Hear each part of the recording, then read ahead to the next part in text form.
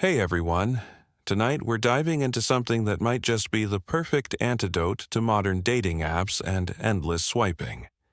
We're exploring the intricate, ritualistic, and surprisingly romantic world of courtship in ancient China.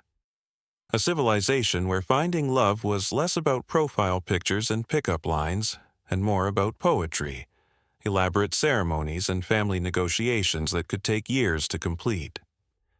So, before you get comfortable, take a moment to like the video and subscribe, but only if you genuinely enjoy what I do here.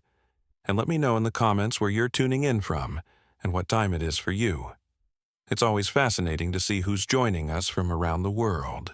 Now, dim the lights, maybe turn on a fan for that soft background hum, and let's ease into tonight's journey together. Picture this. You're a young woman in the Tang Dynasty, around the year 750 CE.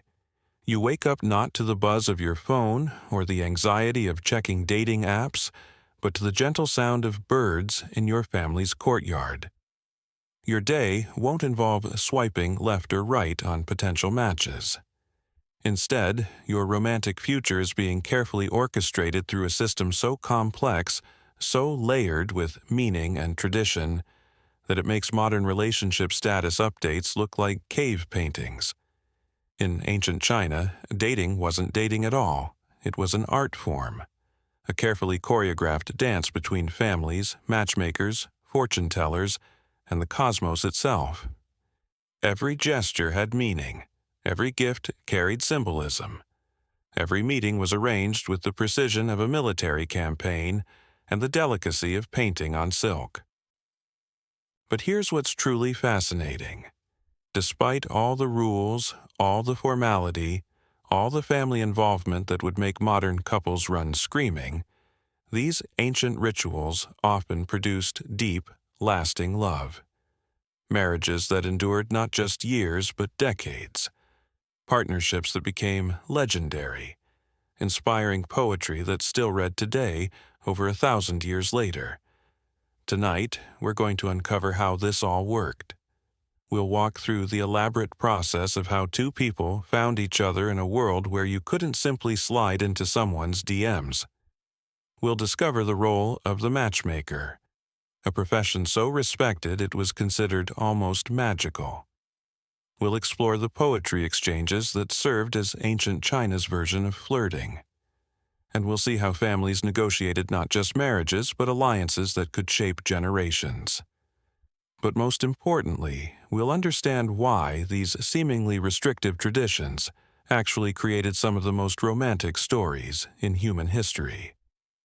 Because when you couldn't rely on looks alone, when you couldn't ghost someone after one awkward date, when every interaction was meaningful and intentional, something beautiful happened.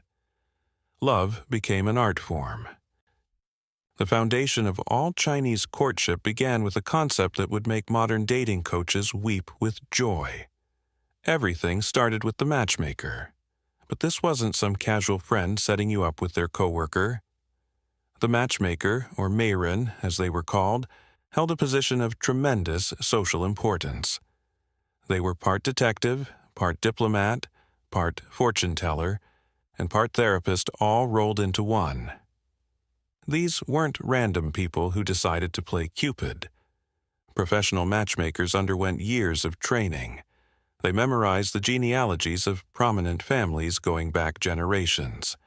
They studied astrology and the Chinese zodiac to ensure cosmic compatibility. They learned to read faces, interpreting everything from the shape of someone's eyebrows to the way they walked as indicators of character and destiny. But perhaps most importantly, they developed an almost supernatural ability to see potential where others saw nothing.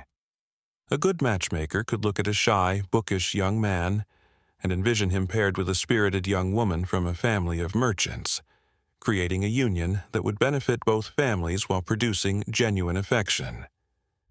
The process always began the same way. A family would invite the matchmaker to their home for tea. Not just any tea, mind you. The specific blend, the quality of the leaves, even the design of the teacups all sent messages about the family's status, their expectations, and how seriously they were taking the matter of finding a suitable match. During these initial meetings, the matchmaker would observe everything: how the family interacted with each other, whether the parents showed respect for their elders, how the young person in question carried themselves, whether they were dutiful, educated, healthy, and possessed of good character. These weren't casual conversations. They were evaluations that would determine someone's entire future. The matchmaker would then return home and consult their extensive records. In the Tang Dynasty, successful matchmakers maintained detailed files on hundreds of families. They knew who had sons and daughters of marriageable age, what each family's financial situation looked like, what their social connections were, and crucially, what they were looking for in a match. But the real magic happened when the matchmaker began the delicate process of making initial inquiries. They couldn't simply call up another family and say, "Hey, want to arrange a marriage?" Instead, they employed a sophisticated system of subtle communications that could take weeks to unfold. First came the casual visit. The matchmaker would find a reason to visit the potential family, perhaps delivering news from mutual friends, or discussing business matters if the families moved in similar circles. During this visit, they would casually mention that they knew of an excellent young man or woman who was of marriageable age. They would drop hints about the person's family background, their education, their character, but never reveal who they were talking about. If the family showed interest, the matchmaker would return a few days later with more specific information.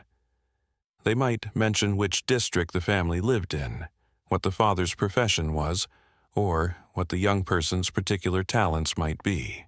Still no names, still no direct proposals, just carefully calibrated information designed to gauge genuine interest. This dance could continue for weeks. The matchmaker would gradually reveal more details, while the family would ask increasingly specific questions. It was like a verbal chess game, where both sides were trying to determine if a match was worth pursuing, without committing to anything or losing face if the answer turned out to be no.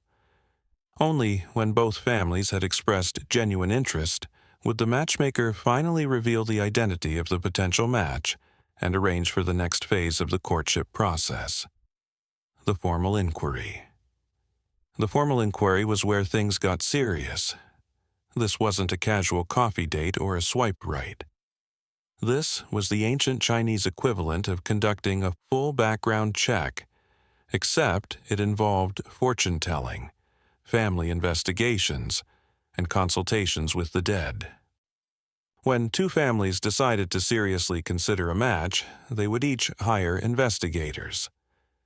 These weren't private detectives in the modern sense, but rather respected members of the community who specialized in verifying family histories and reputations.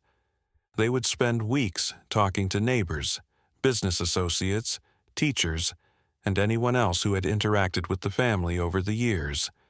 They wanted to know everything. Was the family honest in their business dealings? Did they treat their servants well? Were there any scandals in their past? How did they handle money? What was their reputation for keeping their word?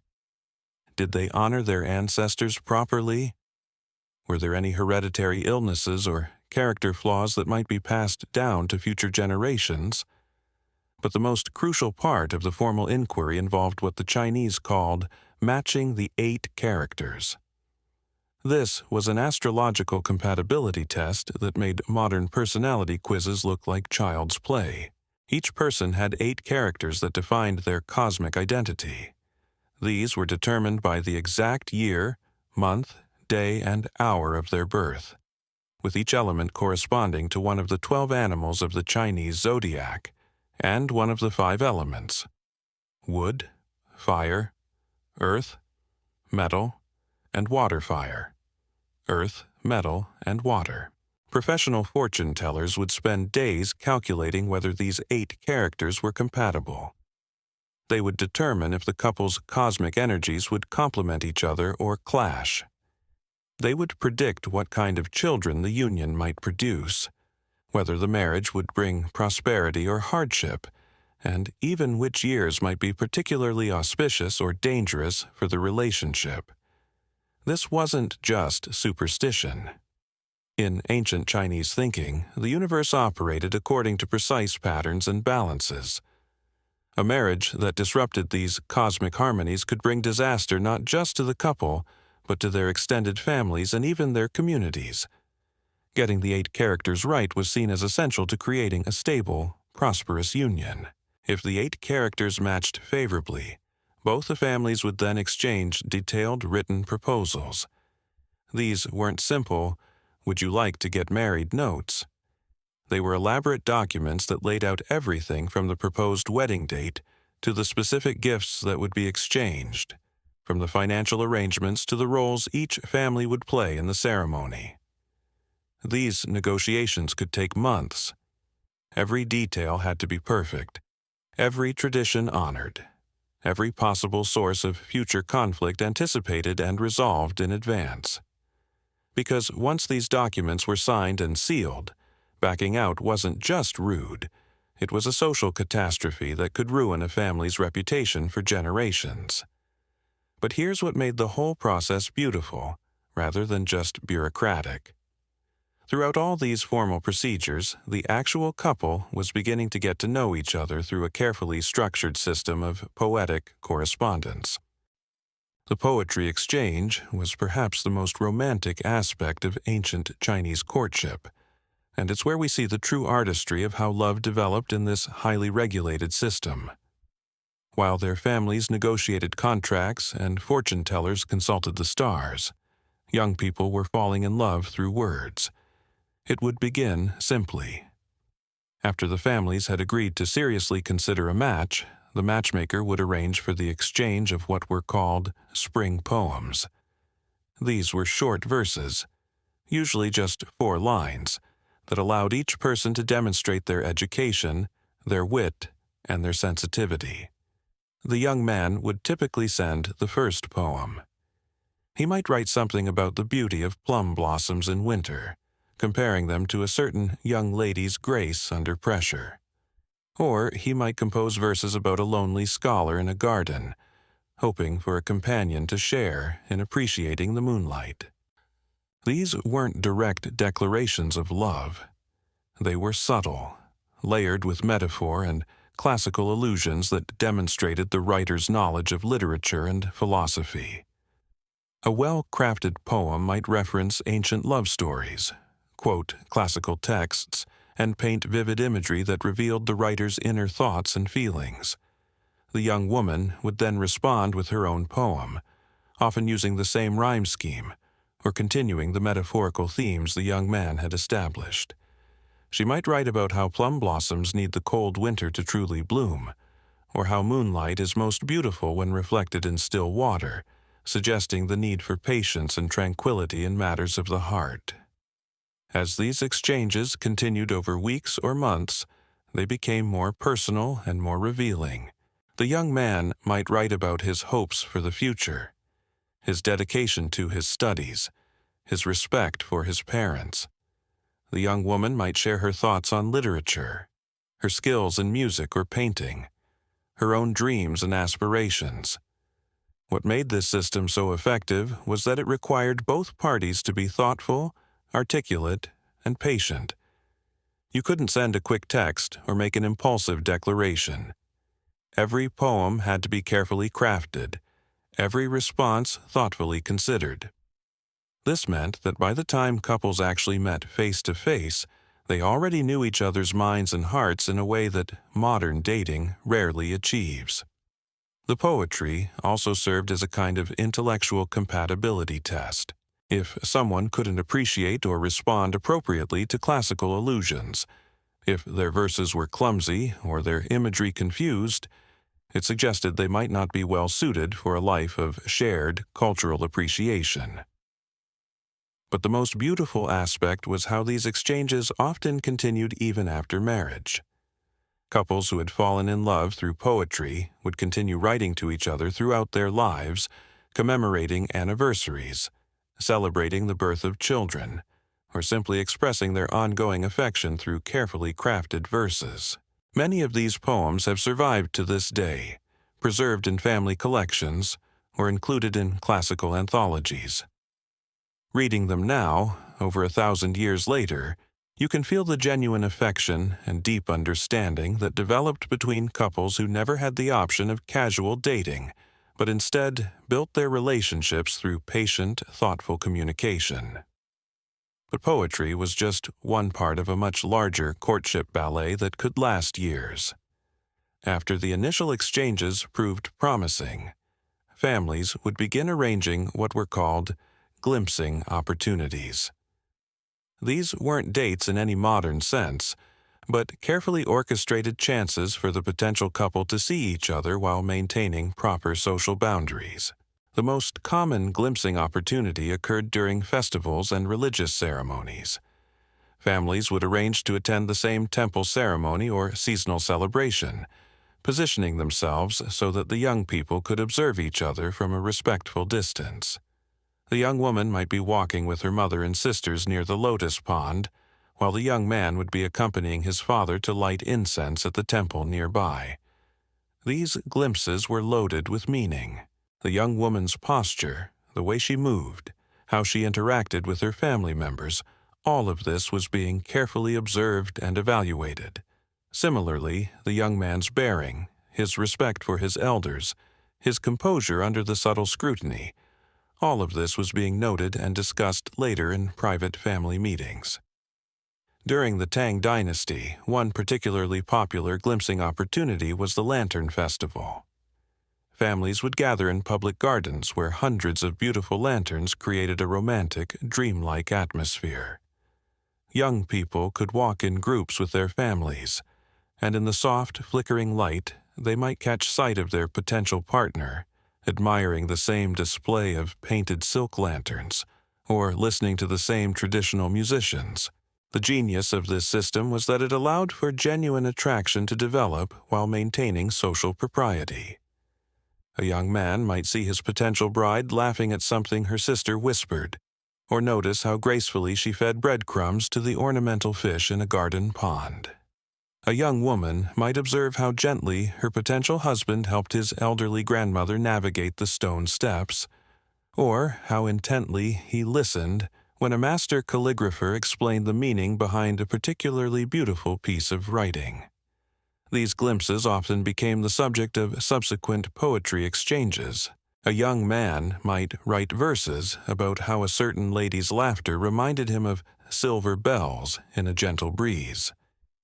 A young woman might compose lines about how a scholar's concentration while reading reminded her of a mountain peak, steady and strong against changing weather. But the glimpsing phase could also reveal incompatibilities that no amount of family negotiation could overcome. If a young woman saw that her potential husband was rude to servants or dismissive of his younger siblings, she could express her concerns to her parents through carefully worded objections to the match. If a young man noticed that his potential bride seemed bored by cultural activities or showed disrespect to her elders, he too could find polite ways to indicate the match might not be suitable. This saved face for everyone involved. Rather than rejecting someone based on abstract family negotiations, families could point to observed incompatibilities and withdraw from the arrangement without causing offense or social embarrassment. After several months of successful glimpsing opportunities and continued poetry exchanges, the families would move to the next phase, the formal betrothal ceremony. This was where the courtship process transformed from careful exploration into binding commitment. The betrothal ceremony was an elaborate affair that could rival modern weddings in its complexity and significance. It typically took place at the young woman's family home and involved representatives from both families, the matchmaker who had arranged the union, fortune tellers to confirm the auspicious nature of the match, and often dozens of relatives and family friends. The ceremony began before dawn with the preparation of symbolic gifts. The young man's family would arrive with a procession of servants carrying lacquered boxes filled with items that represented their hopes for the marriage. There would be bolts of silk in colors that symbolized prosperity, gold jewelry designed with motifs of double happiness and eternal love, rare teas that demonstrated the family's wealth and sophistication, and always a pair of jade bracelets that the young woman would wear as a symbol of her betrothal. But the most important gifts were the symbolic ones. Live fish represented abundance and fertility. Potted orchids symbolized the refinement and delicate beauty the groom's family saw in their future daughter-in-law. A small orange tree heavy with fruit indicated hopes for many children and a prosperous household. Each gift had been carefully chosen not just for its material value, but for the message it conveyed about the family's intentions and expectations. The young woman's family would respond with their own gifts, equally symbolic and carefully chosen. They might present the groom's family with handmade items that demonstrated their daughter's skills, embroidered silk handkerchiefs that showed her needlework ability, painted fans that displayed her artistic talents, or bound volumes of her poetry that revealed her education and refinement. The centerpiece of the betrothal ceremony was the exchange of what were called dragon and phoenix cups.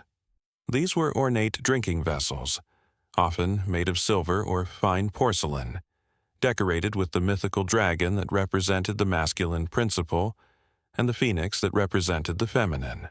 The young man and woman would drink tea from these cups simultaneously, their first shared action as a betrothed couple. This moment was considered so significant that it was often the first time the couple was allowed to look directly at each other. Up until this point, all their glimpses had been stolen glances from across gardens or temple courtyards. Now, as they raised their cups together, they could finally meet each other's eyes and see the person they would spend their life with. The emotional impact of this moment cannot be overstated. After months of poetry exchanges, careful observations, and growing anticipation, this direct eye contact often resulted in tears, nervous laughter, or profound silence. Family members would watch carefully for signs of mutual attraction and compatibility. A shared smile or a moment of obvious mutual appreciation would be cause for celebration. Any sign of reluctance or dismay would require immediate family consultation and possibly even last-minute renegotiation of the arrangement. Following the cup ceremony, the betrothed couple would exchange personal gifts that they had chosen themselves rather than having them selected by their families. These gifts were typically small, intimate items that reflected personal taste and affection. A young man might present his betrothed with a jade hairpin he had commissioned specifically for her, carved with a design that referenced one of her poems. A young woman might offer her betrothed a silk bookmark, embroidered with characters that held special meaning from their correspondence. The ceremony would conclude with the formal signing of the betrothal contract, a document that specified not just the wedding date and financial arrangements, but also the expectations and responsibilities each family was accepting.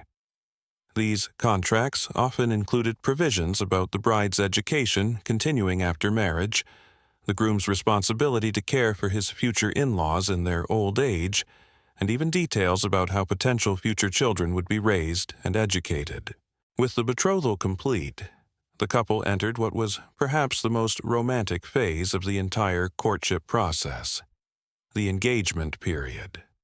This typically lasted between 6 months and 2 years, during which time the couple was allowed much more freedom to communicate and get to know each other while still maintaining appropriate social boundaries. During the engagement period, the poetry exchanges became more frequent and more personal. The couple might write to each other several times a week, sharing their thoughts about literature they were reading, describing their daily activities, or simply expressing their growing affection. These letters often included small gifts, pressed flowers, pieces of calligraphy, or tiny painted scenes that illustrated the contents of their poems. The engagement also allowed for more frequent glimpsing opportunities, though always under family supervision. The couple might attend the same cultural events, visit the same temples, or even participate in the same educational activities. In some progressive families, the engaged couple might be allowed to walk in the same garden while their mothers followed at a discreet distance, or to sit in the same room while other family members were present.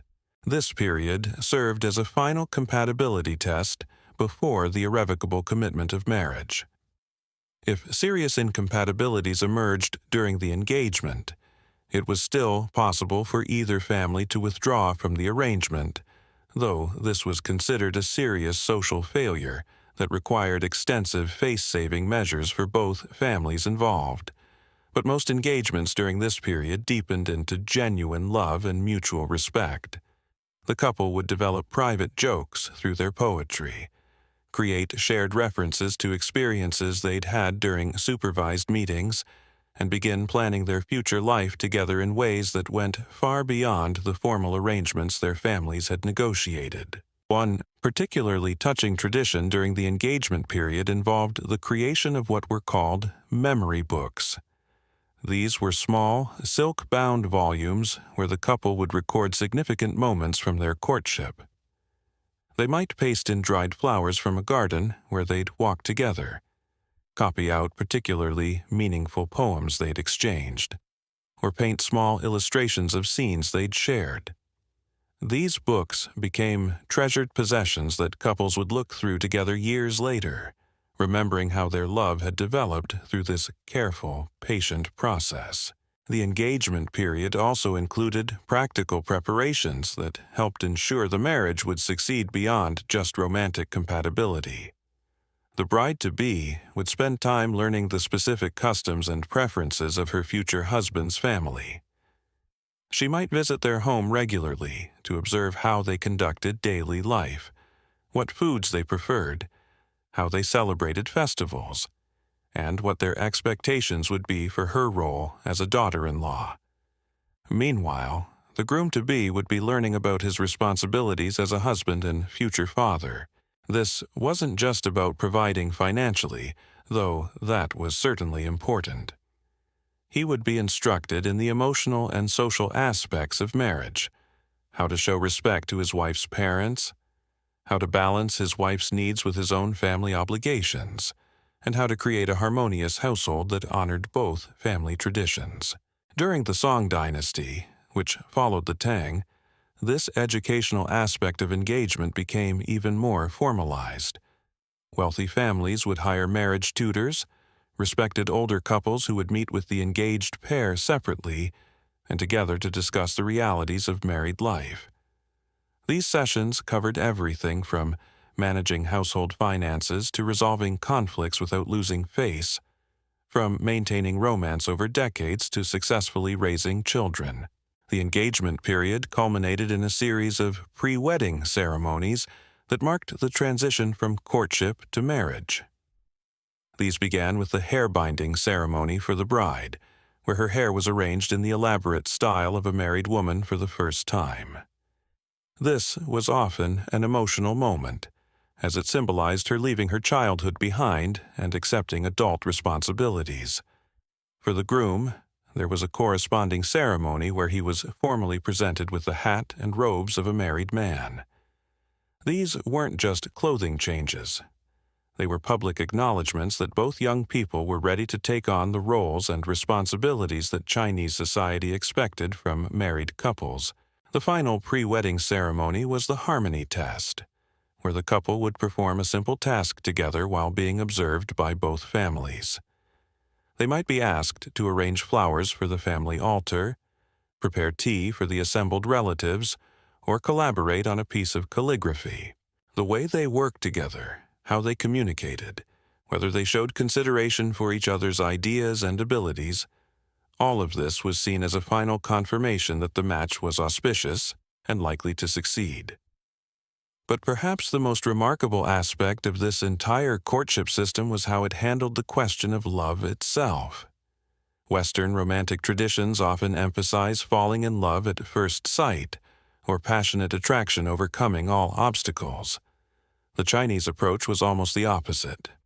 They believed that true love was something that grew slowly, nurtured by mutual respect, shared values, and gradual understanding.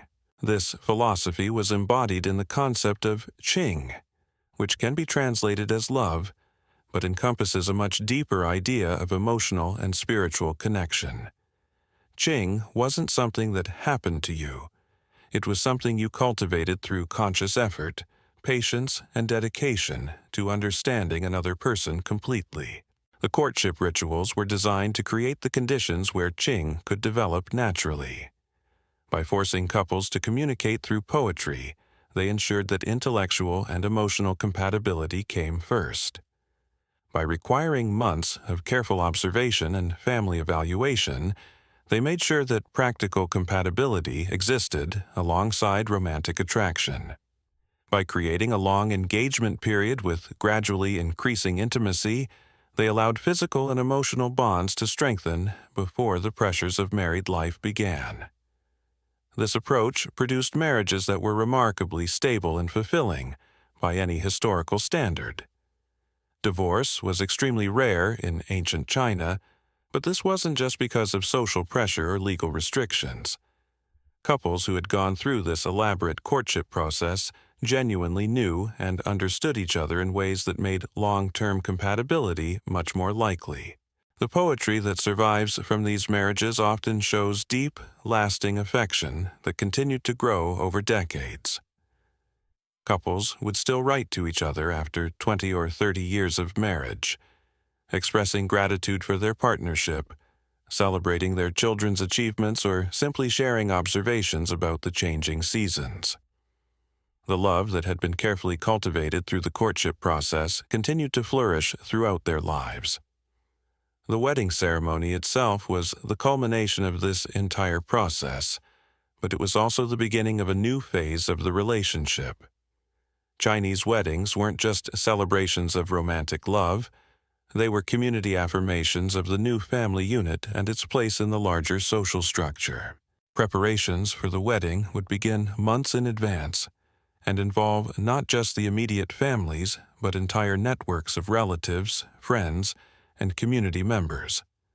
The bride's family would spend weeks preparing her trousseau, the collection of clothing, household items, and personal possessions she would bring to her new home.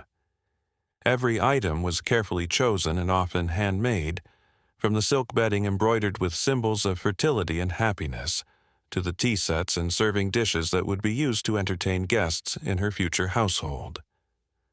The groom's family would be equally busy preparing the wedding chamber and arranging the ceremonial elements that would mark the bride's transition into their family. They would commission special wedding furniture, often including an ornate bed frame carved with dragons and phoenixes, and decorated screens that would provide privacy for the newlyweds while still honoring traditional design elements. But the most complex preparation involved the coordination of the wedding day itself, which wasn't a single ceremony but a series of interconnected rituals that could last from before dawn until well after midnight. Each element had specific timing requirements based on astrological calculations, and the entire sequence had to unfold with perfect precision to ensure the marriage would be blessed with good fortune. The day would begin with the door games, a tradition where the groom and his party would arrive at the bride's home, only to find their way blocked by her friends and unmarried female relatives. These women would pose riddles, demand the completion of challenges, or require the groom to demonstrate his worthiness through tests of knowledge, wit, or determination. The groom might be asked to recite classical poetry, solve mathematical puzzles, or even perform physical feats like doing push-ups or balancing on one foot. This wasn't mere hazing. It was a final test of the groom's character under pressure and his commitment to winning his bride. A groom who became angry or impatient during the door games was seen as lacking the temperament needed for a successful marriage. One who handled the challenges with good humor and persistence demonstrated that he would treat his wife with patience and respect even during difficult times. Once the groom had successfully completed the door games, he would be allowed to enter the bride's home for the unveiling ceremony. This was often the first time he would see his bride's face clearly, as she would have been wearing a decorative veil during all their previous interactions. The moment when the veil was lifted was considered so significant that it was surrounded by specific rituals designed to ensure good luck and happiness. The bride would be seated on a chair decorated with red silk and gold embroidery, wearing an elaborate headdress that could weigh several pounds, and was often passed down through generations of women in her family. The groom would approach slowly, carrying a red silk scarf that he would use to gently lift the veil. As her face was revealed, both families would watch carefully for signs of mutual attraction and happiness. This moment often resulted in tears of joy from the assembled relatives who had invested months or years in bringing the couple together.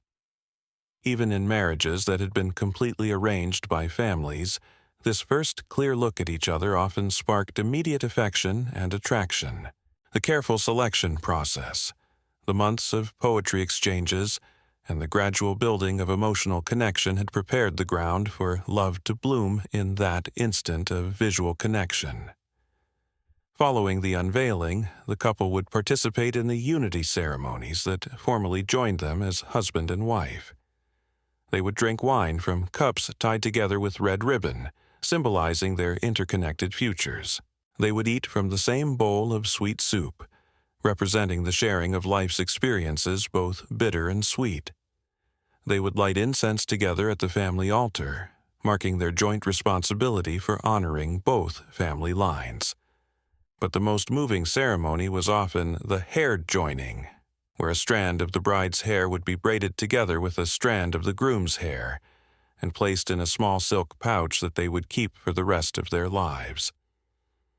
This intimate gesture, performed in front of their families, represented the permanent intertwining of their individual destinies into a shared future. After these formal ceremonies, the celebration would shift into a feast that could last many hours and include dozens of courses. Each dish had symbolic meaning: fish for abundance, noodles for longevity, dumplings shaped like gold ingots for prosperity. The couple would be expected to taste each dish together, again emphasizing their unity and shared future. Throughout the feast, guests would offer toasts and present gifts, but they would also share stories and advice about marriage. Older couples would tell tales of how they had navigated difficulties, maintained romance over decades, or successfully raised children. These stories served as both entertainment and education, providing the newlyweds with models for building their own successful marriage. The evening would conclude with the couple being escorted to their wedding chamber, which had been specially prepared and decorated for their first night together as husband and wife. This escort was another ceremony in itself, with specific songs being sung and blessings being offered as the couple was led through the house to their new private space. But even this final ceremony emphasized the community nature of Chinese marriage. The couple wasn't simply disappearing into private romance.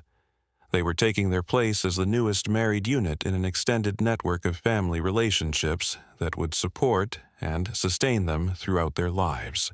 The morning after the wedding brought yet another series of ceremonies as the bride was formally introduced to her new family's ancestors through rituals at the family shrine, and as she began her new role as a daughter-in-law by serving tea to her husband's parents and elder relatives. These ceremonies marked the completion of her transition from her birth family to her married family, but they also established her new status and the respect she could expect to receive in her new home. What emerges from studying these elaborate courtship and wedding traditions is a picture of a society that took love and marriage with profound seriousness.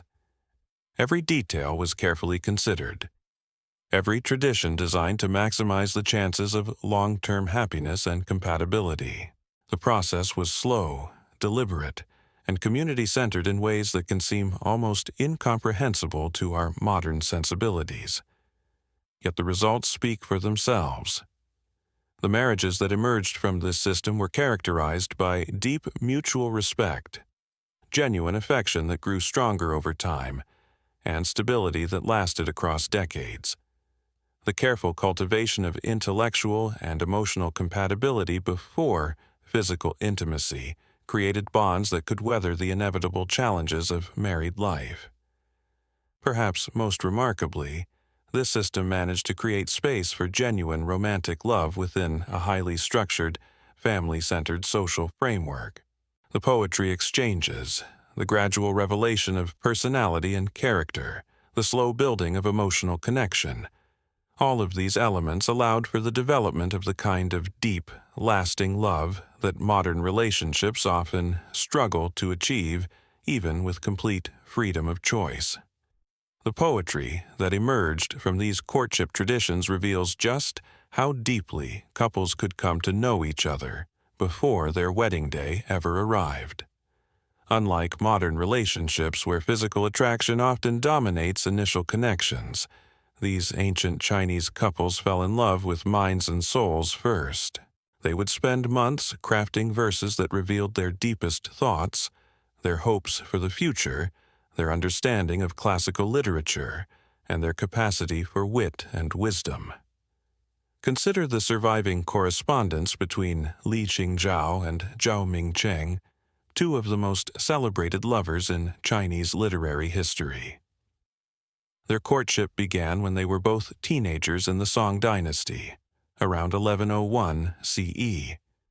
Li Qingzhao was already gaining recognition as a poet, unusual for a woman of her time, while Zhao Mingcheng was a scholar from a prominent official family. Their first exchange of poems lasted over 8 months. Li Qingzhao would write verses, comparing her thoughts to autumn leaves drifting on a pond, complex and layered with references to classical texts that demonstrated her extensive education. Zhao Mingcheng would respond with equally sophisticated pieces that showed he not only understood her allusions, but could build upon them, creating a kind of literary conversation that drew them closer together with each exchange.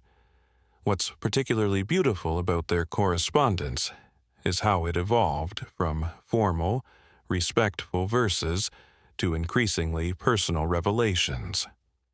By the end of their courtship period, Li Qingzhao was writing about her dreams and fears, while Zhao Mingcheng shared his ambitions and his growing affection for her intelligence and creativity. When they finally married, they had already established an intellectual partnership that would last their entire lives together. This pattern repeated across thousands of couples throughout Chinese history. The requirement to communicate through carefully crafted poetry meant that superficial attractions couldn't sustain a courtship. If someone couldn't appreciate classical literature, couldn't compose thoughtful responses, or couldn't engage in the kind of deep, meaningful exchange that poetry required, the relationship would naturally fade away before families invested too heavily in the match. But when couples were well matched intellectually and emotionally, their poetry exchanges often became the foundation for lifelong romance. Many married couples continued writing to each other throughout their lives, commemorating anniversaries, celebrating their children's achievements, or simply expressing ongoing affection through verse. These poems, preserved in family collections, show how love that began through careful courtship could deepen and mature over decades. The seasonal festivals provided another crucial element in the courtship process, offering structured opportunities for couples to interact while maintaining social propriety. The Mid-Autumn Festival, with its emphasis on moon viewing and family gatherings, became particularly associated with romance and courtship. Families would arrange to attend the same temple celebrations or gather in the same public gardens to admire the full moon, creating natural opportunities for glimpsing and subtle interaction. During these festivals, young people could participate in traditional activities that allowed for indirect communication. They might contribute verses to group poetry competitions, where their writing could be admired by potential matches. They might participate in lantern-making workshops, where their artistic skills could be observed and appreciated. Or they might simply walk through festival grounds with their families, allowing for those crucial moments of visual connection that could spark genuine attraction. The Chixi Festival, celebrating the legendary love between the weaver girl and the cowherd, became especially important for couples in the later stages of courtship.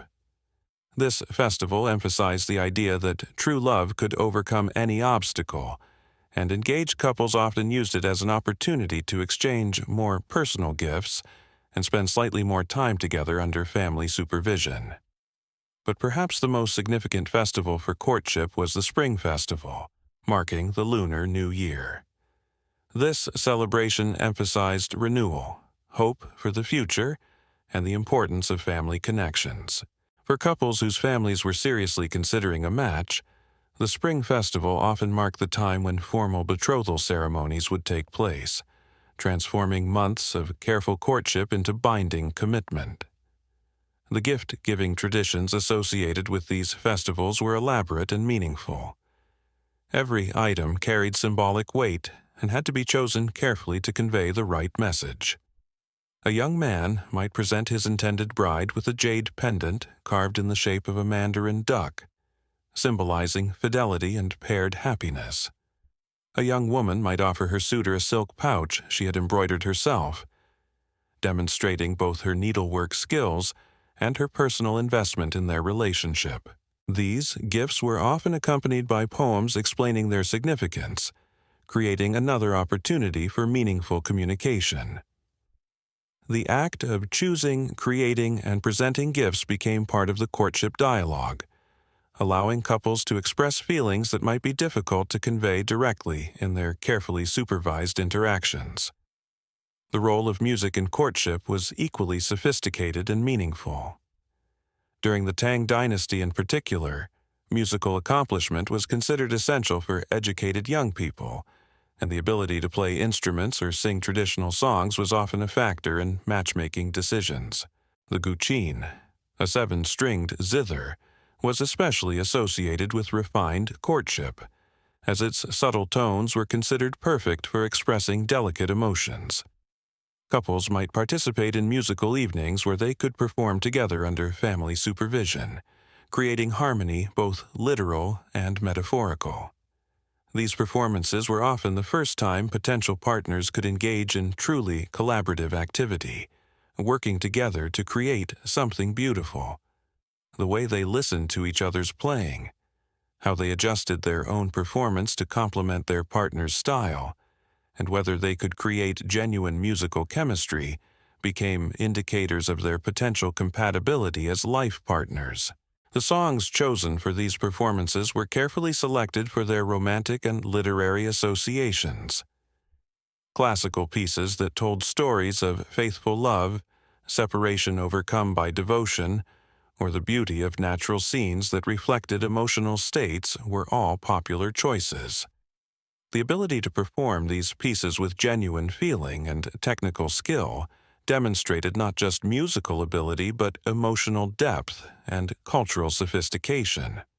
Some couples even composed original pieces together during their courtship, creating musical expressions of their growing relationship that were unique to them alone. These collaborative compositions often became treasured elements of their marriage, performed on anniversaries and special occasions throughout their lives together.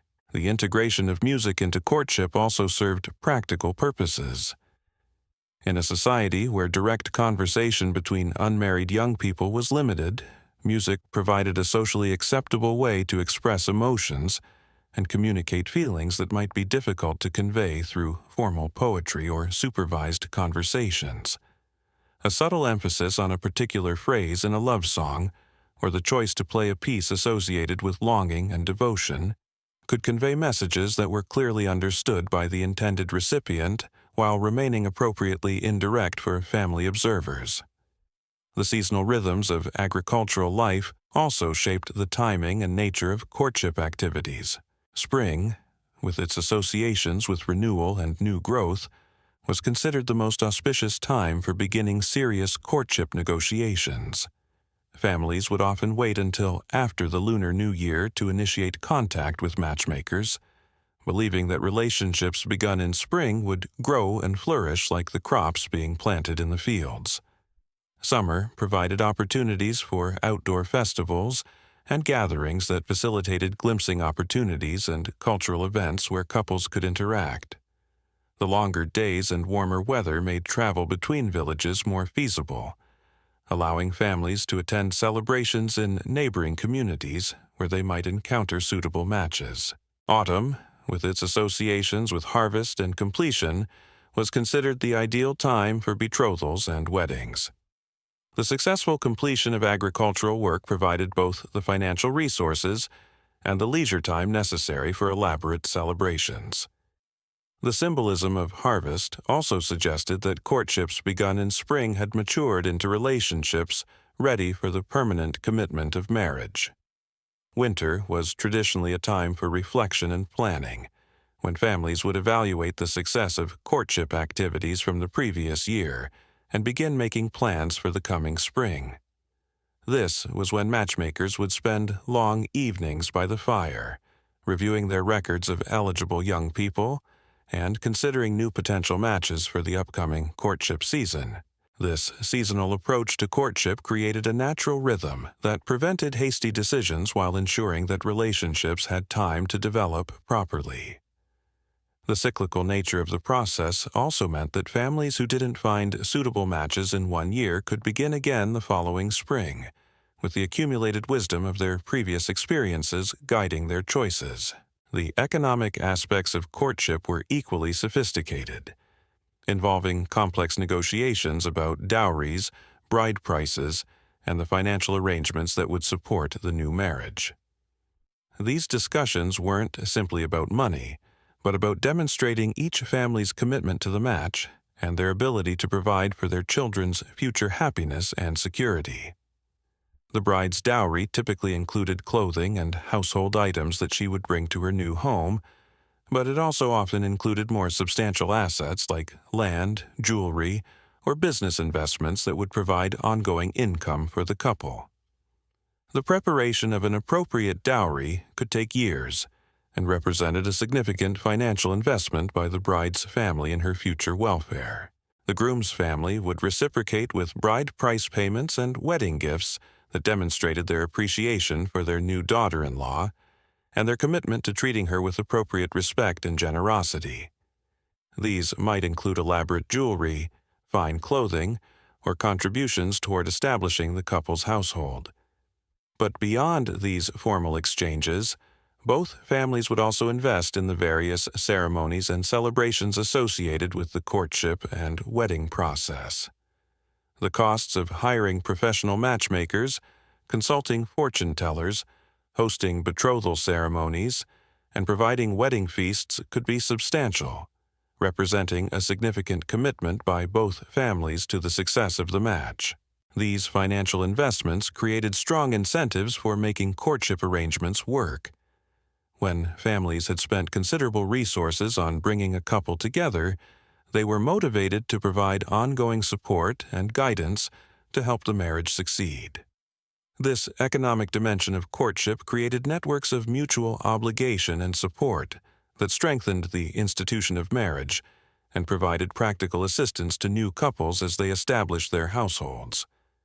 The education and preparation of young people for marriage was another crucial aspect of the courtship system that began long before any specific romantic interest emerged.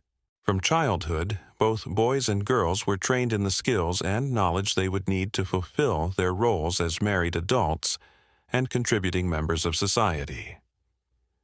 Young women learned not only practical domestic skills like cooking, weaving, and household management, but also cultural accomplishments like poetry, music, and painting that would make them attractive marriage partners.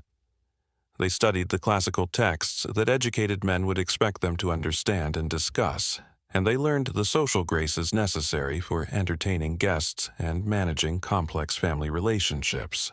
Young men received education in classical literature, mathematics, and often preparation for civil service examinations, but they also learned practical skills for managing households and businesses. They studied the principles of good governance and ethical behavior that would guide them as family leaders, and they developed the cultural accomplishments that would allow them to appreciate and complement their wives' talents.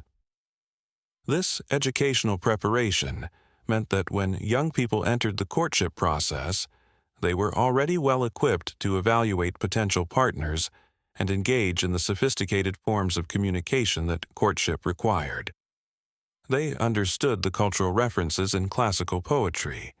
They could appreciate musical and artistic accomplishments, and they had clear ideas about what they wanted in a marriage partner and what they could offer in return. The emphasis on education also ensured that marriages would be partnerships between intellectual equals who could continue learning and growing together throughout their lives. The shared cultural foundation provided common ground for communication and mutual understanding that transcended the specific circumstances of their initial attraction. Perhaps most importantly, this educational approach taught young people to value character, intelligence, and cultural sophistication over superficial attractions. By the time they were ready for marriage, they had developed the maturity and judgment necessary to make decisions that would serve them well over decades of shared life. The role of extended family in supporting and guiding courtship was equally important and sophisticated. Aunts, uncles, grandparents, and older cousins all played specific roles in evaluating potential matches, providing advice to young people, and offering emotional support during the often stressful process of courtship negotiation. Older women, in particular, held positions of significant influence, as they were considered experts in evaluating the character and suitability of potential brides, and offering guidance on the delicate matters of romance and marriage. They would often serve as confidants for young people navigating their first experiences of romantic attraction, providing wisdom and perspective that helped prevent impulsive decisions while encouraging genuine emotional connections. The extended family network also provided practical support during courtship, hosting gatherings where couples could interact, facilitating communication between families, and helping with the complex logistical arrangements that formal courtship required. This community involvement meant that courtship was never a purely individual matter, but always occurred within a supportive network of relationships that would continue to sustain the marriage long after the wedding celebrations ended. This family-centered approach to courtship created marriages that were embedded in strong social networks from their very beginning. Couples entered marriage not as isolated individuals, but as members of extended communities that had invested in their success and remained committed to supporting them through the inevitable challenges of married life. The gradual evolution of courtship practices over different dynasties reflected changing social conditions and cultural values, but the underlying principles of careful selection, patient development of emotional connections, and community support remained remarkably consistent across centuries of Chinese history. Each dynasty added its own refinements and emphasis to the basic structure, but the commitment to creating lasting, harmonious marriages through thoughtful courtship never wavered. During periods of political stability and economic prosperity, courtship practices became more elaborate and refined, with increased emphasis on cultural accomplishments and artistic expression. During times of upheaval or hardship, the focus shifted more toward practical compatibility and family alliances that could provide mutual support during difficult times. But regardless of external circumstances, the Chinese approach to courtship maintained its fundamental character as a careful, deliberate process designed to create marriages that would benefit not just the individuals involved, but their families and communities as well. This long-term perspective on the consequences of romantic choices created a system that prioritized stability and compatibility over immediate passion, while still allowing room for genuine love to develop and flourish. The legacy of these ancient courtship traditions can still be seen in many aspects of modern Chinese culture, where family involvement in romantic decisions remains common, and where the development of intellectual and emotional compatibility is still valued alongside physical attraction. The poems, stories, and customs that emerged from these traditional practices continue to influence contemporary ideas about love and marriage, providing models of romantic devotion that have inspired generations of couples seeking to build lasting, meaningful relationships. What's truly remarkable about these ancient Chinese courtship traditions is how they created space for individual personality to emerge within highly structured social frameworks. While families controlled the initial selection process and matchmakers guided the formal negotiations, the poetry exchanges and cultural interactions allowed genuine compatibility to develop organically.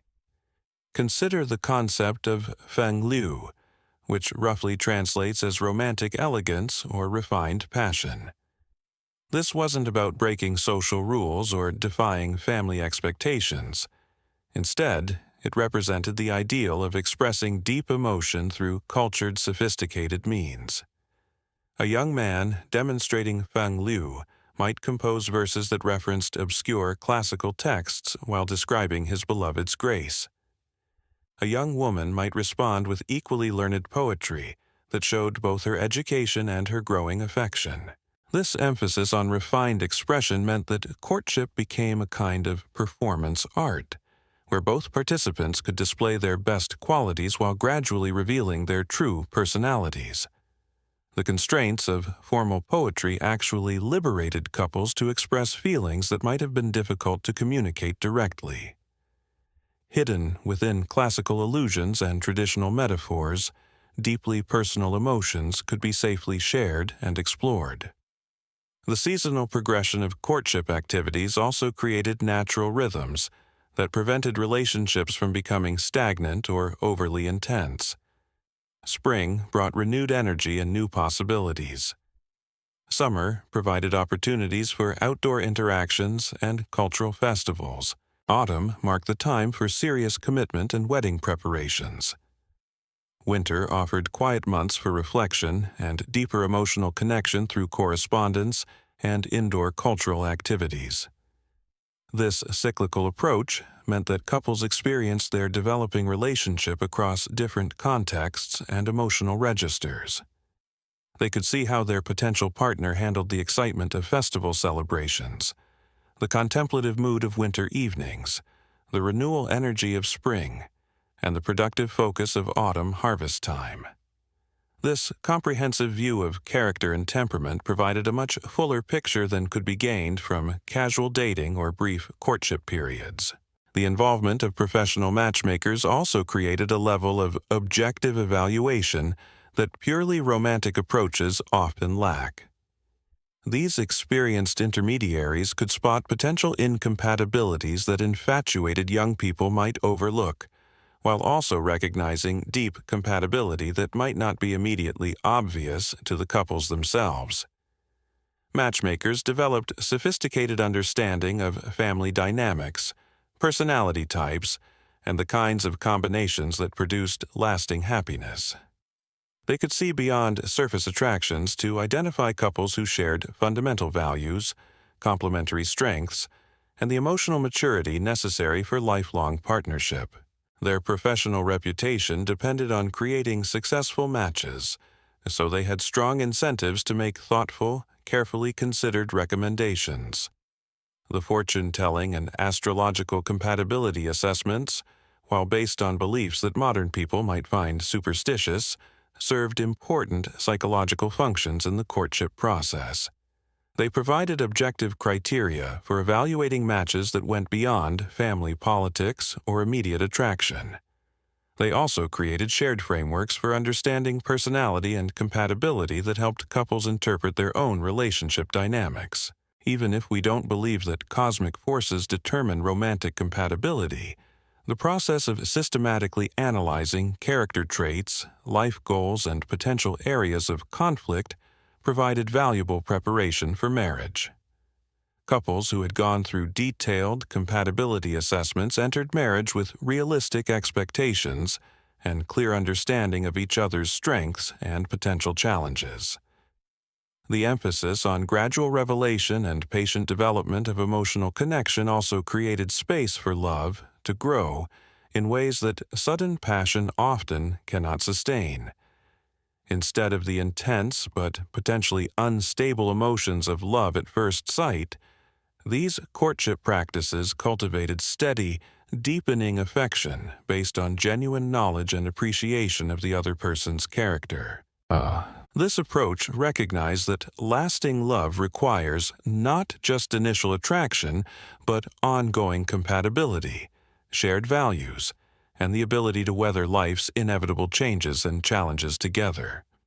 By taking time to thoroughly understand each other before marriage, couples were better prepared to support each other through decades of shared experience. The community involvement in courtship also created networks of support that extended far beyond the nuclear family. When marriages were celebrated by extended families, blessed by matchmakers, and supported by entire social communities, couples entered married life with extensive resources for guidance, assistance, and encouragement.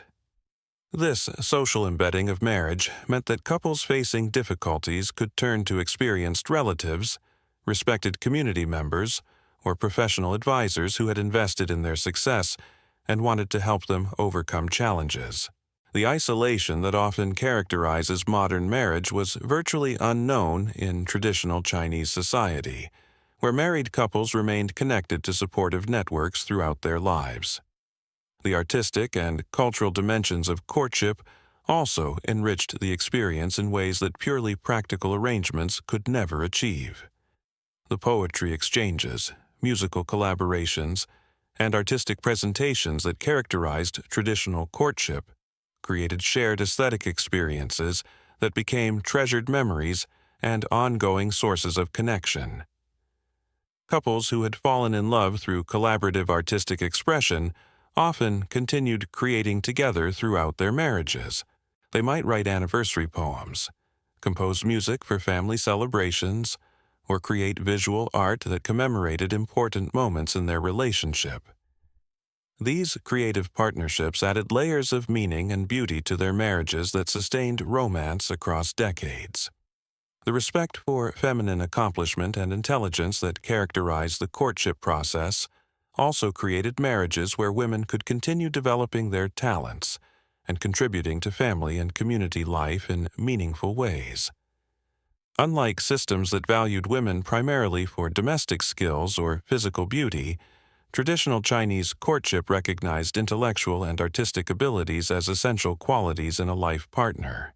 This meant that marriages often involved genuine partnerships, where both spouses brought valued skills and perspectives to their shared life.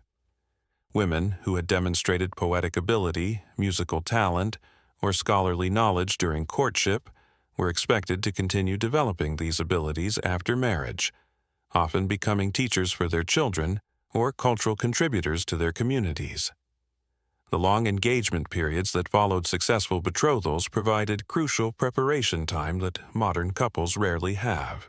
Instead of rushing from initial attraction to wedding ceremony, engaged couples had months or years to gradually adjust to their new relationship status, learn about each other's families and backgrounds, and prepare practically and emotionally for married life.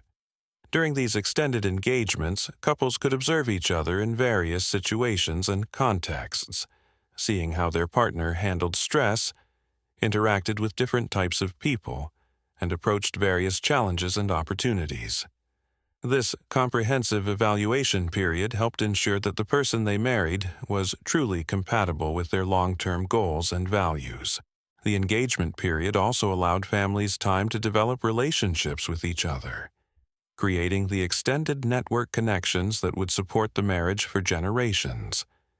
Instead of in-laws meeting briefly before the wedding, they had extended opportunities to build genuine friendships and mutual respect that enriched the entire family system. Perhaps most importantly, the traditional Chinese approach to courtship recognized that marriage was not an end point, but a beginning. The careful selection process, patient development of emotional connection, and extensive preparation were all designed to create the strongest possible foundation for a lifetime of continued growth, challenge, and deepening love. The marriages that emerged from this system were expected to evolve and deepen over decades. The initial compatibility and affection discovered during courtship were seen as seeds that would grow into mature love through shared experience, mutual support, and ongoing commitment to each other's happiness and development.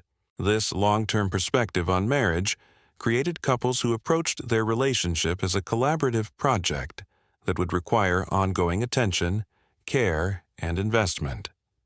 Rather than expecting marriage to provide immediate fulfillment and happiness, they understood that lasting satisfaction came through patient cultivation of their partnership over many years.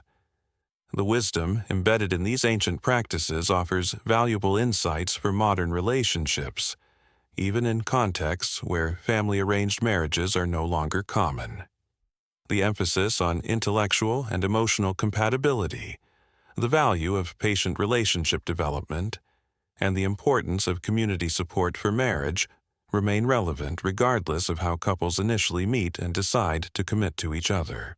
The Chinese tradition's recognition that lasting love requires more than initial attraction, that compatibility must be carefully evaluated across multiple dimensions, and that marriage success depends partly on the support systems surrounding the couple, provides timeless guidance for anyone seeking to build meaningful, enduring romantic partnerships. In our age of instant communication and rapid relationship turnover, the ancient Chinese model of gradual, thoughtful courtship offers a compelling alternative that prioritizes depth over speed, understanding over excitement, and long-term compatibility over immediate gratification. While we may not return to arranged marriages or poetry exchanges, we can certainly learn from the patience, intentionality, and community focus that characterized these remarkable traditions. The festivals and seasonal celebrations that punctuated the courtship calendar created shared cultural experiences that bonded couples to each other and to their broader community. These weren't just social events, but meaningful rituals that connected personal relationships to larger cycles of renewal, harvest, and reflection that governed all aspects of life. The Dragon Boat Festival, with its emphasis on protection from evil influences and celebration of heroic virtue, provided opportunities for couples to demonstrate their values and commitment to family honor. The Ghost Festival, honoring departed ancestors, allowed potential partners to observe each other's respect for family traditions and spiritual beliefs. Each celebration offered different windows into character and compatibility. These festival interactions were particularly valuable because they revealed how people behaved in relaxed, celebratory contexts rather than the more formal settings of supervised meetings. A young man who was courteous and thoughtful during festival activities might be expected to bring those same qualities to daily married life. A young woman who participated gracefully in community celebrations demonstrated social skills that would serve her well as a wife and mother. The gift exchanges associated with these festivals also became opportunities for creative expression and meaningful communication. During the Lantern Festival, couples might collaborate on creating decorated lanterns that told stories through their imagery and inscriptions. At the Mid-Autumn Festival, they might exchange mooncakes with specially chosen designs that conveyed personal messages about their growing relationship. These gifts were often handmade, requiring significant time and skill to create. The effort invested in crafting something beautiful for one's beloved became a demonstration of commitment and affection that went far beyond the monetary value of purchased presents. The recipient could see directly how much thought and care had gone into their gift, making it a tangible expression of the giver's feelings. The seasonal progression of courtship also meant that couples experienced their developing relationship across the full spectrum of weather, mood, and activity that characterized the agricultural year. They could see how their compatibility held up during the busy planting season, the relaxed summer festivals, the intense harvest period, and the quiet reflection time of winter. This comprehensive evaluation across different seasons and circumstances provided much more reliable indicators of long-term compatibility than could be gained from brief courtship periods or relationships that developed under only one set of conditions. Couples who remained attracted to each other and enjoyed each other's company across all seasons could be confident that their connection would endure the natural cycles and changes of married life. The involvement of elderly relatives in the courtship process brought wisdom and perspective that young people often lacked.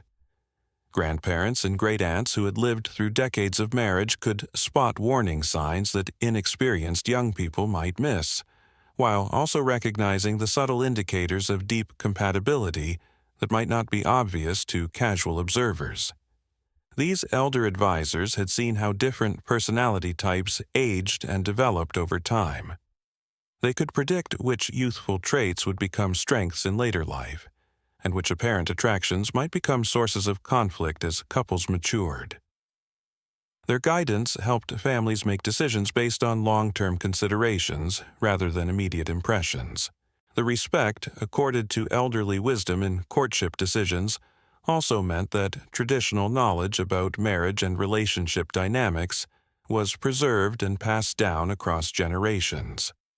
Each family maintained an informal archive of relationship wisdom, gained through the experiences of their ancestors, creating a resource that could guide current courtship decisions. This intergenerational involvement in courtship created continuity between past and future that strengthened family bonds while providing practical guidance for relationship success. Young couples entered marriage not as isolated individuals, but as the latest links in chains of family relationships that stretched back generations and would continue into the future. The emphasis on written communication during courtship also created permanent records of the relationship's development that could be treasured throughout the marriage. Unlike modern relationships where much communication happens through ephemeral texts or conversations, the poetry exchanges and formal letters of traditional Chinese courtship created lasting documents that captured the growth of love and understanding. Many couples preserved their courtship correspondence in special boxes or books that they would revisit on anniversaries or during difficult times in their marriage. Reading through their early poems and letters reminded them of the careful thought and genuine affection that had brought them together, helping them reconnect with the foundations of their relationship during challenging periods. These written records also served as models and inspiration for their children when they reached courting age. Young people could read how their parents had expressed their feelings, handled courtship challenges, and gradually developed the deep love that sustained their marriage. This provided both practical guidance and emotional preparation for their own romantic experiences. The preservation of courtship poetry also contributed to the broader literary culture, as the best examples were often copied and shared beyond the original families. This meant that the most beautiful expressions of romantic love became part of the cultural heritage, inspiring future generations of lovers and setting high standards for romantic expression. The formal structure of traditional courtship also created clear expectations and boundaries that protected young people from exploitation while ensuring that their emotional and physical well-being remained priority considerations throughout the process. The supervised interactions, family involvement, and gradual progression of intimacy created safe frameworks for romantic exploration. Young women in particular benefited from these protective structures, which ensured that their reputations remained intact regardless of whether specific courtship arrangements ultimately succeeded. The formal nature of the process meant that unsuccessful courtships reflected compatibility issues rather than personal failings, allowing young people to enter new courtship arrangements without stigma. The emphasis on character evaluation and family investigation also provided protection against deceptive or exploitative suitors. The thorough background checks and community involvement made it difficult for people with questionable motives or hidden problems to successfully navigate the courtship process.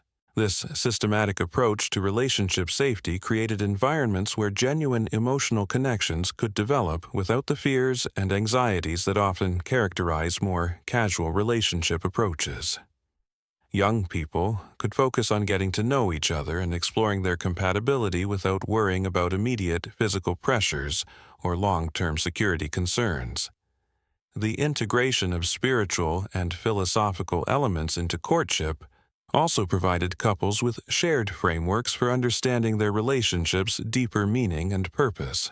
The astrological compatibility assessments, temple ceremonies, and ancestor-honoring rituals connected personal romance to larger cosmic and social orders. This spiritual dimension helped couples see their relationship as part of something larger than their individual desires or circumstances. Their love was connected to family traditions, cosmic harmonies, and community well-being in ways that gave it greater significance and stability than purely personal attractions could provide. The philosophical discussions that often accompanied courtship also helped couples develop shared understanding of life's fundamental questions and values. Through conversations about classical texts, moral principles, and spiritual beliefs, potential partners could evaluate their compatibility on the deepest levels of meaning and purpose. These philosophical connections often proved to be among the strongest bonds in successful marriages, providing common ground for navigating life's challenges and making important decisions together. Couples who shared fundamental beliefs about ethics, spirituality, and life's meaning had resources for maintaining unity even during periods of disagreement or difficulty. The economic negotiations that accompanied traditional Chinese courtship were intricate affairs that could span multiple seasons and involve complex calculations of family wealth, social status, and future prospects. These weren't simple transactions, but sophisticated agreements that balanced immediate resources with long-term security, family honor with practical considerations, and individual happiness with collective welfare. The bride's dowry preparation began years before any specific marriage prospect appeared on the horizon. Wealthy families would start accumulating appropriate items when their daughters were still children, gradually building collections of silk clothing, household furnishings, jewelry, and sometimes even property or business investments that would provide ongoing income throughout the marriage. The most prestigious dowries included items that demonstrated not just wealth but cultural refinement. Hand-painted silk screens, sets of fine porcelain dishes, carved jade ornaments, and libraries of classical books all indicated that the bride came from a family that valued education and artistic accomplishment. These possessions would enhance her status in her new household while providing practical resources for entertaining guests and maintaining appropriate social appearances. But beyond material goods, dowries often included more abstract assets that were equally valuable. A bride might bring with her established relationships with skilled craftsmen, connections to influential families, or knowledge of specialized techniques for textile production or household management. These social and intellectual resources could prove more valuable than physical possessions over the long term. The groom's family reciprocated with bride price payments and wedding gifts that demonstrated their appreciation for their new daughter-in-law and their commitment to her welfare. These presentations were carefully calculated to show appropriate generosity without appearing either stingy or so lavish as to suggest desperation or poor financial judgment. The timing of these exchanges was as important as their content. Initial gifts presented during the betrothal ceremony established the family's mutual respect and commitment. Additional presentations made during the engagement period showed ongoing investment in the relationship. The final exchanges at the wedding ceremony marked the completion of the economic alliance and the beginning of the new family unit's independent financial life. These financial negotiations often revealed important information about family values and priorities that influenced the overall compatibility assessment. Families that haggled excessively over economic details or seemed primarily motivated by financial gain rather than their children's happiness were often viewed with suspicion. Conversely, families that approached negotiations with generosity and flexibility while maintaining appropriate dignity earned respect and trust. The involvement of professional mediators in these economic discussions helped ensure fairness while maintaining family relationships.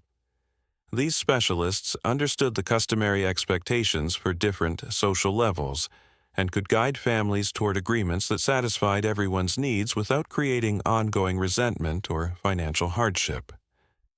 The agricultural calendar continued to influence not just the timing of courtship activities, but also the practical considerations that shaped marriage decisions. Families needed to coordinate wedding dates with harvest schedules, ensure that dowry preparations didn't interfere with essential farm work, and plan celebrations that took advantage of seasonal abundance while avoiding periods of food scarcity. Spring weddings were popular because they symbolized new beginnings and occurred after the Lunar New Year celebrations when families had time to focus on marriage arrangements. However, they required careful timing to avoid conflicts with spring planting activities that were crucial for the year's agricultural success. Autumn weddings took advantage of harvest abundance and the completion of the year's agricultural cycle. The symbolic connection between harvest and marriage completion made this season particularly auspicious for couples who had been courting for extended periods. The availability of fresh foods and the celebratory mood following successful harvests created ideal conditions for wedding festivities. Winter weddings were less common, but offered the advantage of longer periods of leisure time when families could focus entirely on ceremonial activities without competing agricultural demands. The intimate, contemplative quality of winter also suited couples who preferred quieter celebrations, focused on family bonding rather than large community gatherings. The seasonal timing of weddings also influenced the gifts exchanged and the specific rituals performed. Spring ceremonies might emphasize fertility symbols and new growth metaphors. Autumn celebrations could incorporate harvest imagery and abundance themes.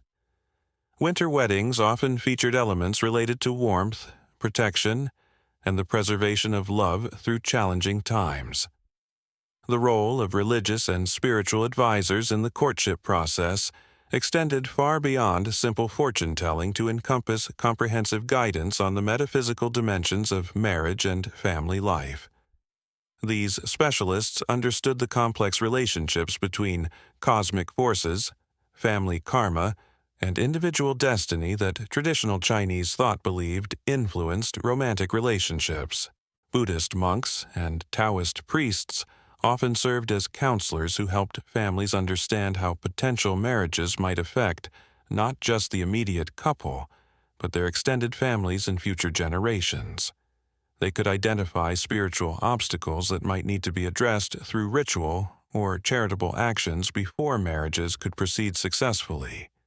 The consultation process with these spiritual advisors was thorough and systematic. They would examine not just the birth charts of the potential couple, but also the spiritual history of both family lines, looking for patterns of blessing or challenge that might influence the marriage's success.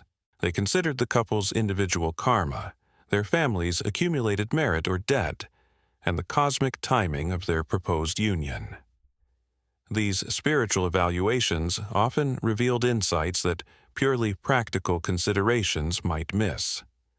A couple that seemed perfectly compatible in terms of social status, personality, and family background might be advised to delay their marriage if spiritual factors suggested better timing in the future. Conversely, matches that appeared challenging on the surface might be endorsed if spiritual analysis indicated that the union would bring particular blessings or opportunities for spiritual growth. The recommendations of spiritual advisors often included specific actions that families could take to improve the spiritual conditions surrounding a proposed marriage.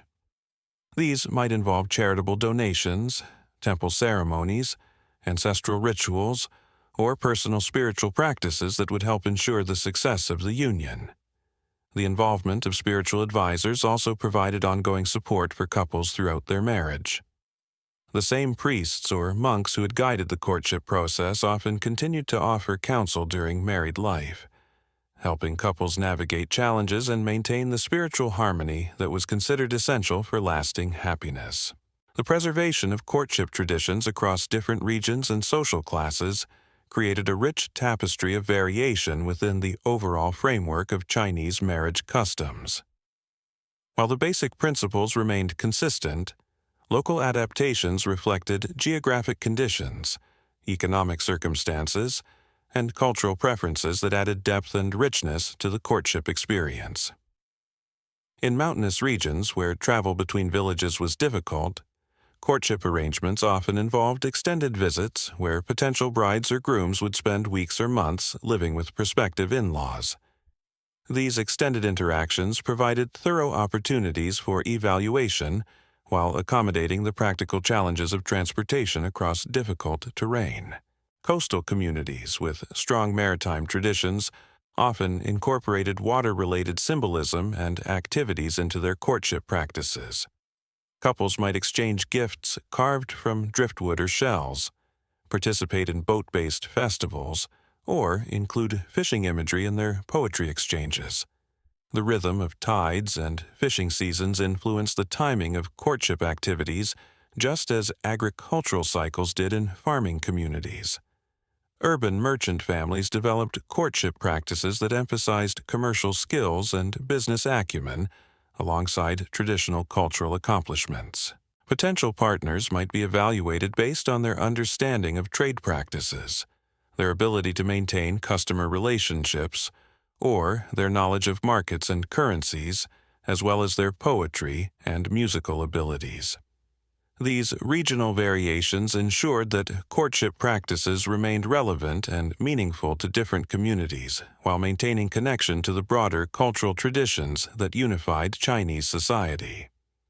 The flexibility within structure allowed for creative adaptation, while preserving the essential values that made the system effective across diverse circumstances. The documentation and record-keeping associated with formal courtship created extensive archives that served multiple purposes beyond the immediate marriage negotiations. These records became important family documents that preserved genealogical information, tracked property transfers, and maintained connections between allied families across generations. The contracts and correspondence generated during courtship provided legal protections for all parties involved, while also creating historical records that documented changing social customs and economic conditions. Scholars studying these archives can trace the evolution of marriage practices, family relationships, and economic systems across centuries of Chinese history. The preservation of courtship poetry and personal correspondence also contributed to the literary heritage of Chinese culture. Many of the most beloved romantic poems in classical Chinese literature originated as private communications between courting couples, later copied and shared because of their beauty and emotional authenticity. These personal documents often provide more intimate and realistic portraits of historical periods than official records or formal literature. They reveal the daily concerns, hopes, and experiences of ordinary people in ways that complement and enrich our understanding of Chinese civilization. The emphasis on written communication during courtship also encouraged the development of literacy skills among women, who needed to be able to read and respond to poetry in order to participate fully in the courtship process. This educational requirement contributed to higher levels of female literacy than existed in many other traditional societies. The skills developed during courtship correspondence often proved valuable throughout married life, as couples continued to communicate through writing during periods of separation or when discussing sensitive topics that might be difficult to address in direct conversation.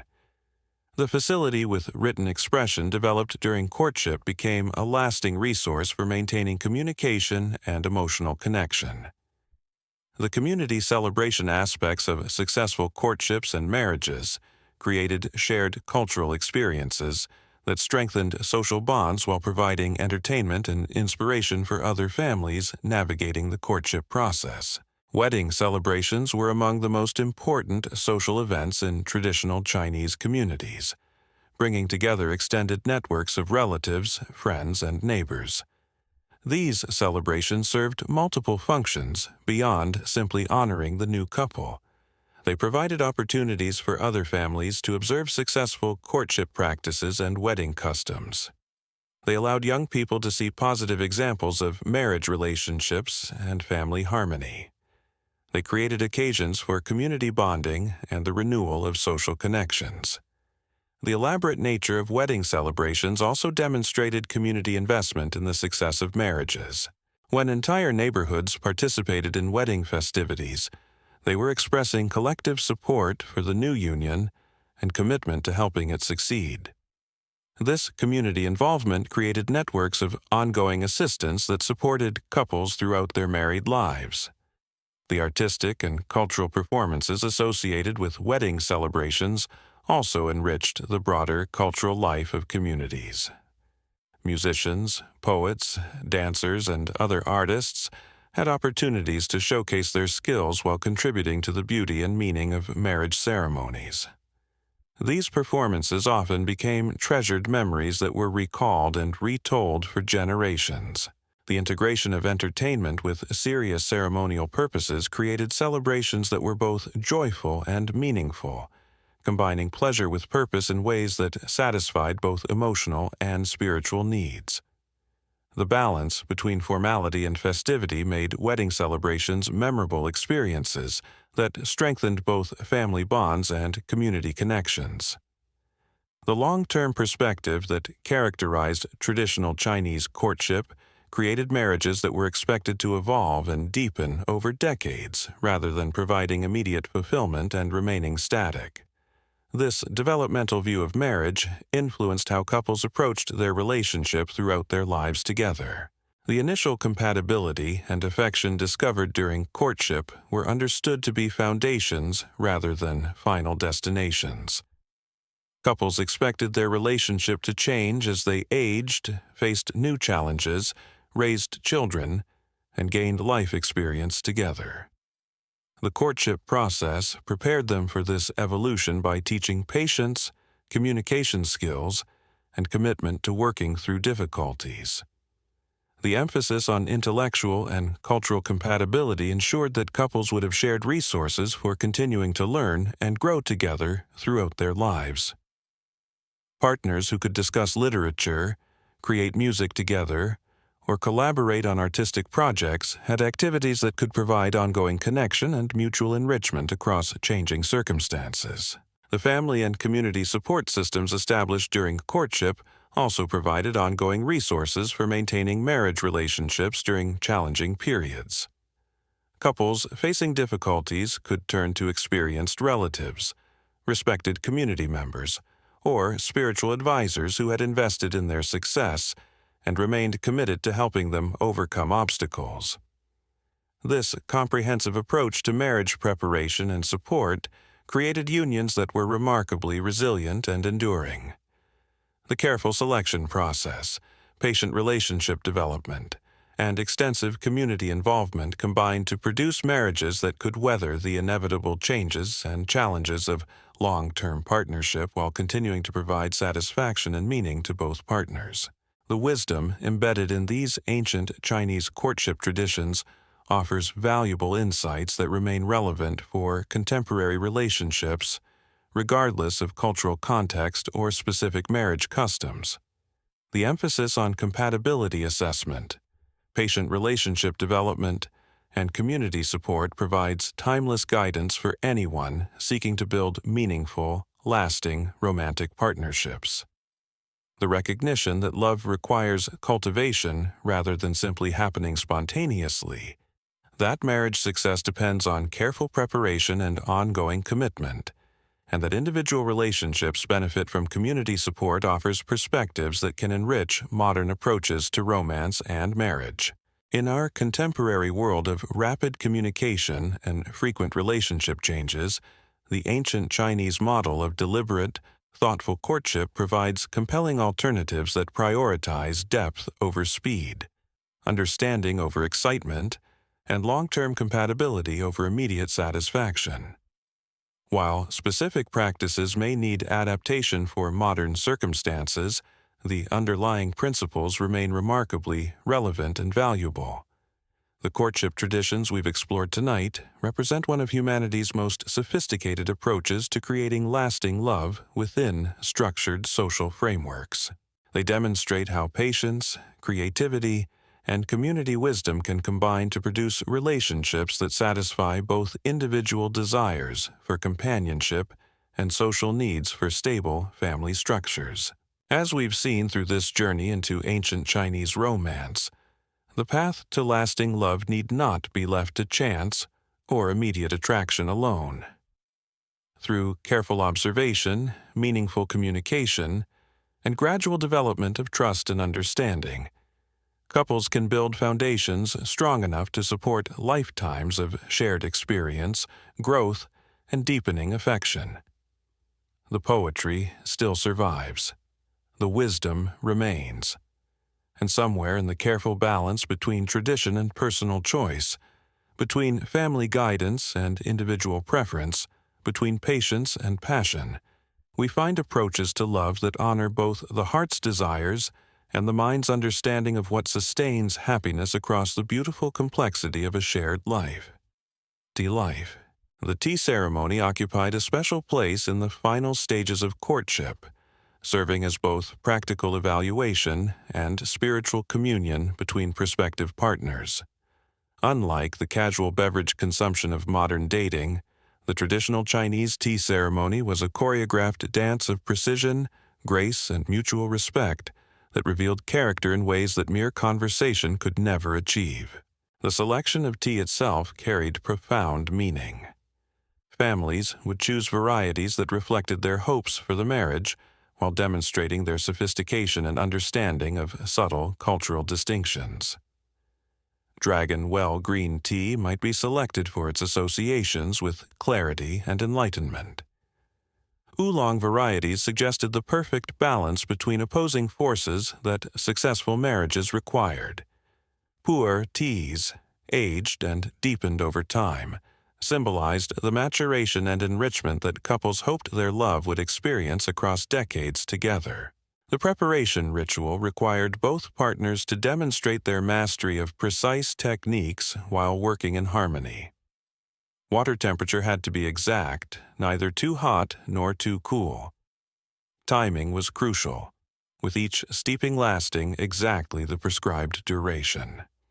The pouring technique needed to be smooth and graceful, filling each cup to the identical level without spilling a single drop. But beyond technical proficiency, the tea ceremony revealed personality traits that families considered essential for marriage compatibility. How did each person handle the pressure of performing under observation? Did they remain calm when small mistakes occurred, or did anxiety disrupt their concentration? Could they adjust their rhythm to match their partner's pace, creating the synchronization that successful households required? The conversation that accompanied tea service was equally revealing. Topics had to remain appropriate while still allowing for genuine communication. Partners might discuss seasonal changes in the tea gardens, the philosophical implications of different brewing methods, or the historical significance of particular tea traditions. These conversations demonstrated education and cultural awareness, while providing opportunities for subtle wit and intellectual compatibility to emerge. The ceremony also included moments of deliberate silence that tested each person's comfort with quiet contemplation and their ability to appreciate subtle sensory experiences together. Could they sit peacefully while savoring the tea's complex flavors, or did nervous energy compel them to fill every pause with unnecessary chatter? The quality of shared silence often proved more revealing than hours of conversation. The serving order and gesture of offering tea to elders provided additional opportunities for character observation. How gracefully did each person navigate the complex etiquette of showing proper respect to different family members? Did their movements convey genuine reverence or merely mechanical compliance with social expectations? The tea ceremony became a window into the respect for tradition and family harmony that would characterize their future marriage. The physical arrangement of the tea setting also created opportunities for subtle interaction between the courting couple. Reaching for the same utensil simultaneously might result in brief, socially acceptable contact that could spark genuine attraction. The way each person responded to such moments, with appropriate modesty or natural grace, provided insights into their emotional maturity and romantic sensibility. Regional variations in tea ceremony practices reflected local customs while maintaining the essential evaluative functions. Northern families might emphasize the precise technical execution that reflected their preference for scholarly discipline and intellectual achievement. Southern communities could focus more on the social grace and harmonious interaction that their merchant culture valued. Mountain regions might incorporate wild-harvested teas that connected the ceremony to local natural environments and seasonal cycles. The gifts exchanged during tea ceremonies often became treasured possessions that couples preserved throughout their marriages. A perfectly chosen tea set, presented at exactly the right moment in the courtship process, could become a symbol of the giver's thoughtfulness and understanding. These items would be brought out on anniversaries and special occasions, serving as tangible reminders of the careful attention and growing affection that had characterized their courtship. The seasonal timing of tea ceremonies added additional layers of meaning and beauty to the courtship process. Spring ceremonies might feature delicate green teas that echoed the fresh energy of new relationships. Summer gatherings could emphasize cooling teas that provided refreshment during warm weather interactions. Autumn tea ceremonies often incorporated aged varieties that suggested the maturation and deepening that families hoped would characterize the developing relationship. The integration of poetry recitation with tea service created some of the most memorable and romantic moments in traditional Chinese courtship. Partners might take turns sharing classical verses that related to tea culture, seasonal themes, or philosophical reflections on harmony and balance. The selection of appropriate poems demonstrated literary knowledge while providing opportunities for subtle emotional expression. Original compositions presented during tea ceremonies often became treasured elements of couples' personal history. A poem written specifically for a particular tea ceremony, referencing the specific varieties served and the emotions of the moment, created unique memories that distinguished that relationship from any other courtship either person might have experienced. The cleanup and conclusion of tea ceremonies provided final opportunities for observation and evaluation. How did each person handle the practical tasks of washing delicate porcelain and storing valuable tea implements? Could they work together efficiently while maintaining the respectful atmosphere that had characterized the ceremony? The transition from formal ritual back to ordinary social interaction often revealed the most authentic aspects of personality and character. The master tea preparers, who often supervised these ceremonial occasions, served roles similar to matchmakers, providing expert evaluation of how well couples work together during the complex coordination that proper tea service required. These specialists understood the subtle indicators of compatibility and could offer valuable insights to families making final decisions about marriage arrangements. The economic aspects of tea ceremonies reflected the broader financial negotiations surrounding courtship, while adding aesthetic and cultural dimensions that pure business discussions lacked. The quality and rarity of teas presented demonstrated family wealth and sophistication, while the beauty and craftsmanship of tea implements showed appreciation for artistic excellence and cultural refinement. The medical and health aspects of tea consumption also played roles in courtship evaluation, as different varieties were believed to have specific effects on physical and mental well-being. Families might observe how potential partners responded to various teas, looking for signs of robust health and balanced constitution that would contribute to successful childbearing and long life together. The spiritual dimensions of tea ceremony connected the practical courtship process to broader philosophical and religious traditions that gave deeper meaning to marriage decisions. The mindfulness and presence required for proper tea preparation were seen as essential qualities for successful married life, where daily activities needed to be performed with attention and care. The preservation of tea ceremony courtship traditions across generations created continuity between past and future that strengthened family identity while providing tested methods for evaluating romantic compatibility. Grandparents who had met through tea ceremonies could share their experiences and wisdom with young people beginning their own courtship journeys, creating connections between different eras of family history. The influence of tea ceremony courtship practices extended into married life, where couples often continued the ritual as a way of maintaining connection and renewing their appreciation for each other. The skills developed during courtship tea ceremonies provided ongoing resources for creating moments of beauty and intimacy throughout the marriage relationship.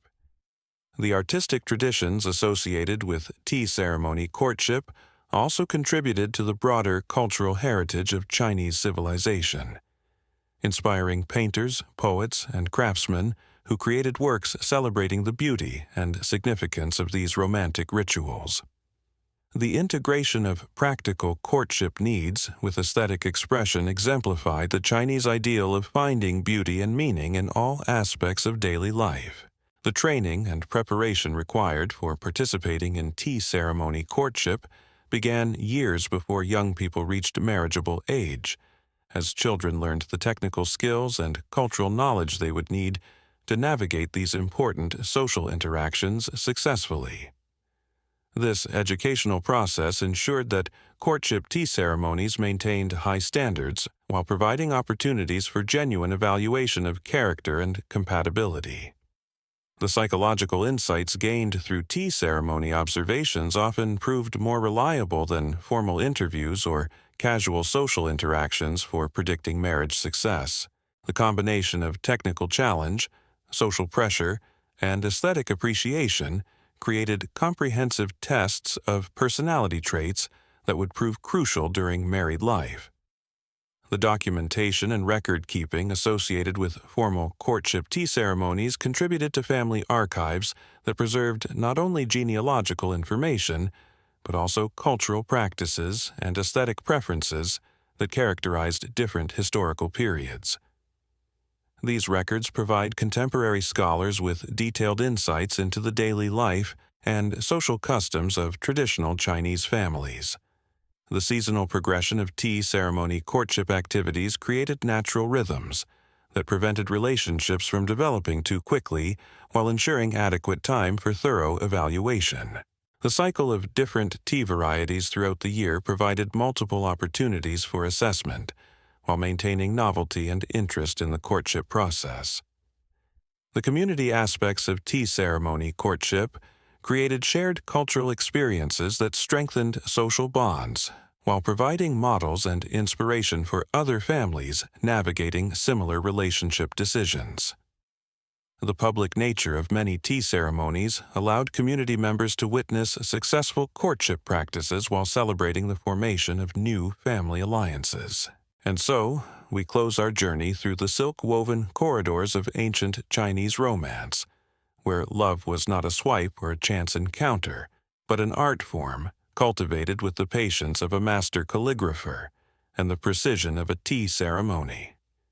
Tonight, we've walked through gardens where poetry was currency, where families invested years in creating perfect matches, where every glance carried meaning and every gift told a story. We've seen how matchmakers served as architects of destiny, how fortune-tellers read cosmic compatibility in birth charts, and how young couples fell in love through carefully crafted verses before they ever touched hands. These weren't just quaint traditions from a distant past. They were sophisticated systems that recognized something our modern world often forgets: that lasting love requires more than chemistry, more than convenience, more than a good profile picture. It requires patience, understanding, shared values, and the kind of deep knowledge that can only come from taking time to truly see another person's soul. As you drift off to sleep tonight, perhaps you'll dream of moonlit festivals where lanterns cast dancing shadows, of poetry exchanges that built bridges between hearts, of tea ceremonies where grace under pressure revealed character, and of marriages that bloomed slowly like lotus flowers, growing stronger and more beautiful with each passing season. The ancient Chinese understood that the greatest love stories aren't written in moments, but in years. Not in passion alone, but in the quiet accumulation of shared understanding, respect, and genuine companionship that can weather any storm. Sweet dreams, and may your own love story, whether yet to come or already unfolding, find the patience and wisdom of those ancient courtship gardens where time moved like silk through gentle fingers, and love was always, always worth the wait.